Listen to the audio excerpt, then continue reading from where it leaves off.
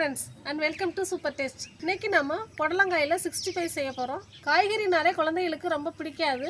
வித்தியாசமா செஞ்சு கொடுத்தா குழந்தைகளுக்கு ரொம்ப விரும்பி சாப்பிடுவாங்க.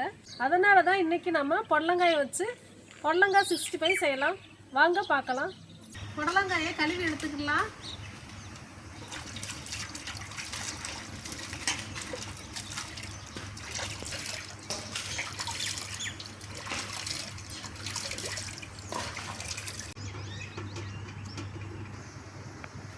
பொடலங்காய் 65 செய்ய பொடலங்காயை ரவுண்டாக கட் பண்ணி எடுத்துடலாம். இந்த மாதிரி கட் பண்ணி எடுத்துடலாம்.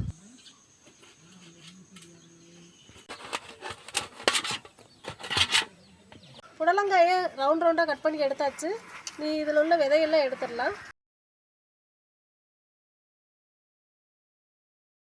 பொடலங்காயில் விதையெல்லாம் எடுத்தாச்சு. இதுக்கு தேவையான மசாலா பொருட்கள் பார்த்துடலாம். 6 ஸ்பூன் கடலை மாவு, இஞ்சி பூண்டு பேஸ்ட் 1.5 ஸ்பூன், கார்ன்ஃப்ளவர் 2 ஸ்பூன், பச்சரிசி மாவு 1 ஸ்பூன், காஷ்மீர் மிளகாத்தூள். பொதுவாக இது காரம் இருக்காது, கலர் தான் கொடுக்கும். அதனால இது 2 ஸ்பூன் மிளகாய்த்தூள் சேர்த்துக்கிறேன். உப்பு தேவையான அளவு சேர்த்துக்கலாம். மசாலா பொருள் எல்லாத்தையும் சேர்த்தாச்சு. இப்போ மிக்ஸ் பண்ணி எடுத்துக்கலாம். பொடலங்காயில் தண்ணி சத்து நிறையா இருக்கும், அதனால் மசாலாவில் தண்ணி சத்து சேர்க்கக்கூடாது.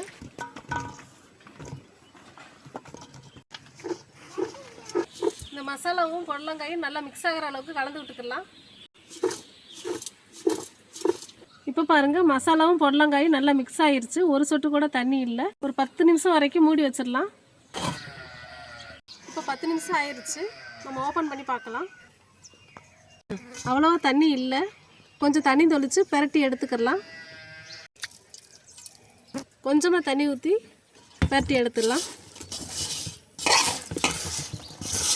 இந்த மாதிரி இருக்கிற மாதிரி பார்த்துக்கிறேங்க. 10 நிமிஷத்துக்கு முன்னாடி ஆயில் ஹீட் பண்ணிட்டேன்.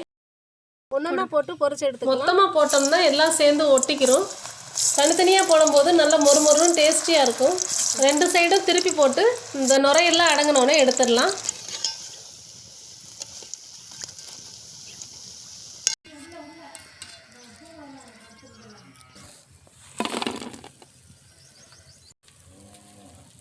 இருக்கிற பொடலங்காய் எல்லாத்தையும் இதே மாதிரி எண்ணெயில் போட்டு பொரிச்சு எடுத்துக்கலாம். பொடலங்காய் 65 ரெடி ஆயிடுச்சு. இப்போ எப்படி இருக்குன்னு சாப்பிட்டு பார்க்கலாம். லெமனை புழிஞ்சு விட்டு சாப்பிட்டு பார்க்கலாம். சூப்பராக வந்துருச்சு. வெளியே நல்லா கிறிஸ்பியாகவும் பொடலங்காய் நல்லா வெந்து வந்திருக்கு. இந்த பொடலங்காய் 65 வந்து சாதத்துக்கு சைடிஷாக வச்சுக்கலாம், ஈவினிங் ஸ்நாக்ஸாகவும் வச்சுக்கலாம். இந்தமாதிரி குழந்தைங்க கேட்டால் இதே மாதிரி செஞ்சு கொடுங்க. ஓகே ஃப்ரெண்ட்ஸ், இந்த வீடியோ உங்களுக்கு பிடிச்சிருந்தா லைக் பண்ணுங்கள், ஷேர் பண்ணுங்கள், கமெண்ட் பண்ணுங்கள். மறக்காமல் நம்ம சேனலை சப்ஸ்கிரைப் பண்ண மறந்துடாதீங்க. மீண்டும் நல்ல ரெசிபியோடு சந்திப்போம். நன்றி, வணக்கம்.